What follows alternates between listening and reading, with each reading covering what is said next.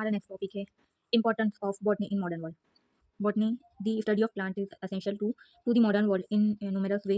Here are some of the key reasons why botany is important. पहला है food security, crop production. Botanist develop improve crop variety through genetic modification and breeding, increasing yield and resistance to pest and disease. दूसरा agriculture and horticulture. Understanding plant growth, physiology and ecology enables essential agriculture practice, food production for a growing population. Plant से हमें इसमें बताया है कि plant से हमें खाने की चीज़ें मिलती है. पौधे इंसेक्ट और डिजीज से बचने की एबिलिटी डेवलप करती है. आज की तेज़ी से बढ़ती पॉपुलेशन के लिए फूड बनाना पौधे ही पॉसिबल बनाते हैं. दूसरा है मेडिसिन. देखिए इसका एग्जांपल है मशरूम है, ईस्ट है, फूड सिक्योरिटी में है, इसके एग्जांपल आएंगे. नेक्स्ट टॉपिक है medicine. Many medicine are derived from plant and botanist discover and study new plant based compound for therapy purpose. दूसरा है traditional medicine. Ethnobotany the study of plant human interaction help preserve and understand traditional healing practice. हमारी बहुत सी medicine plant से बनती है. And traditional medicine जैसे आयुर्वेदिक पूरी तरह प्लांट बेस्ड होती है. आयुर्वेदिक जो भी अपनी मेडिसिन होती है पूरी प्लांट बेस्ड मेडिसिन होती है. प्लांट में नेचुरल कंपाउंड होते हैं जो बीमारियों को ठीक करने में मदद करते हैं, इसलिए मेडिसिन प्लांट बेस्ड होती है. सेकेंड है एनवायरमेंट कंजर्वेशन. पहला है biodiversity. Botanists contribute to plant conservation effort by identifying endangered species, understanding their habitat and developing for protection. दूसरा है climate change. Plant play a crucial role in carbon sequestration and climate regulation. Botanists study plants respond to climate change and develop for sustainable and land management. इसका explanation ऐसा आएगा कि plant environment को clean रखने में help करता है and pollution को कम करता है, क्लाइमेट चेंज को बैलेंस रखता है. And climate change and mitigation में ऐसा आएगा कि प्लांट कार्बन डाइऑक्साइड को अब्जॉर्ब करता है और ऑक्सीजन देता है, इससे क्लाइमेट चेंज स्लो होता है. एंड बायोडाइवर्सिटी में ऐसा आएगा कि अलग अलग मतलब different plant animal and insect जो होते हैं तो उनके शेल्टर और फूड देते हैं, जैसे नेचर के बैलेंस मेंटेन रहता है. सेकंड है biotechnology. Biofuel. Plant can be used to produce biofuel as an alternative to fossil fuel, reducing greenhouse gas emissions. Biomaterial. Plant-based material like cellulose and lignin are used in virgin industry, include textiles, paper and construction. इसमें ऐसा आएगा कि ये bio material में ऐसा है कि पौधे से मिलने वाले मटेरियल जैसे सेलुलोज को प्लास्टिक, पेपर, टेक्सटाइल जैसे इंडस्ट्री में यूज़ किया जाता है. जो सेलुलोज है वो प्लांट से मिलती है तो उन्हें इंडस्ट्री में यूज़ किया जाता है. एंड बायोफ्यूल का है कि पौधे से फ्यूल बनाया जा सकता है, जैसे बायो इथेनॉल. ये है इसका एग्जांपल बायो इथेनॉल. सेकेंड है economic impact. Agriculture and forestry. The plant-based industry of agriculture and forestry contributes significantly to economics worldwide. And दूसरा है horticulture and landscaping. The ornamental plant industry produce jobs and contributes to the quality of life. Economic impact में वही आएगा कि plant based industry जैसे agriculture और forestry economic को grow करती है. अपना सेकेंड है aesthetic and culture value. Gardens and park. Plant enhance the beauty of our surrounding and private. Second है aesthetic and culture value. Gardens and park. जैसे कि प्लांट इसमें बहुत ज़्यादा इंपॉर्टेंट रोल है, उसकी गार्डन एंड पार्क की ब्यूटी एनहेंस करता है. पौधे वो सब लगाने से गार्डन एंड पार्क कंप्लीट दिखता है. दूसरा कल्चर सिग्निफाई. इसमें है कि प्लांट के जो फ्लावर होते हैं तो जैसे शादी वगैरह में जो फूल होते हैं उसमें यूज़ होता है, तो उसमें वही दिया है कि कल्चर में भी ज़रूरी है प्लांट.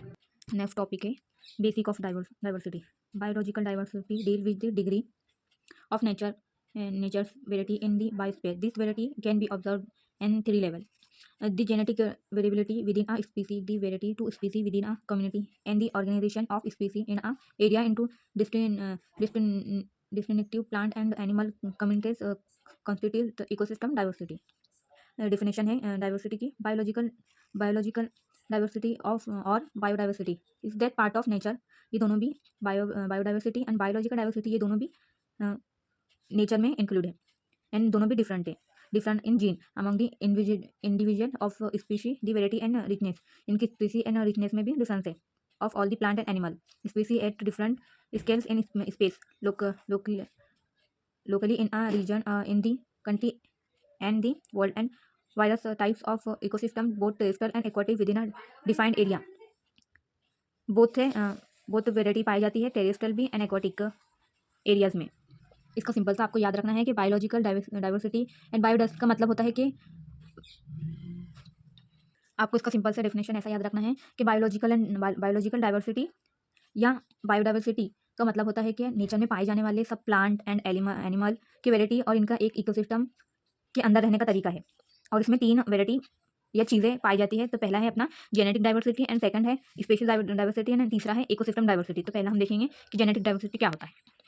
तो जेनेटिक डाइवर्सिटी में है each member of any animal or plant species different widely from other individual in its genetic makeup because of the large number of combination possible in the gene that give every individual species characteristics. Thus for example each human being is very different from other।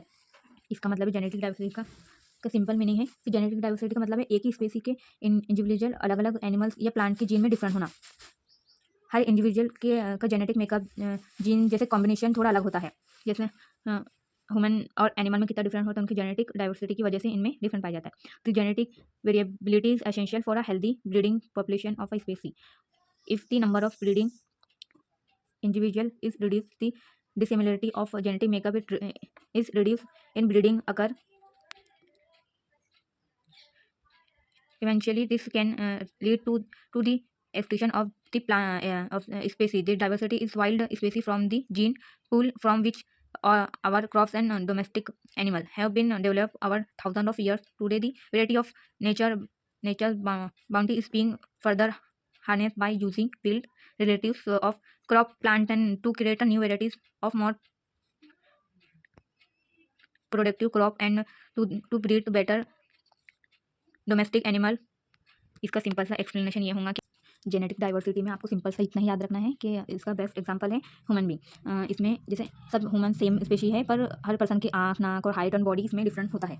बस आपको इतना ही genetic diversity में याद रखना है उसका जो and अगर ब्रीडिंग सेम एंड अगर जेनेटिक डाइवर्सिटी कम हो जाए तो इनब्रीडिंग होता है। जैसे कि अपने ही स्पीसी के बहुत क्लोज मेंबर्स की ब्रीडिंग तो इसमें डिजीज बढ़ जाती है और स्पीसी एक्सटिंक्शन के रिस्क ज़्यादा हो जाते हैं। आपको जेनेटिक डाइवर्सिटी में इतना याद रखना है। और नेक्स्ट है species diversity. The number of species of plant and animals that are present in the region constitute it is species diversity. This diversity is seen both national ecosystem and agriculture ecosystem. जो species diversity है ना वो दोनों में पाई जाती है, national में भी एंड एग्रीकल्चर में भी।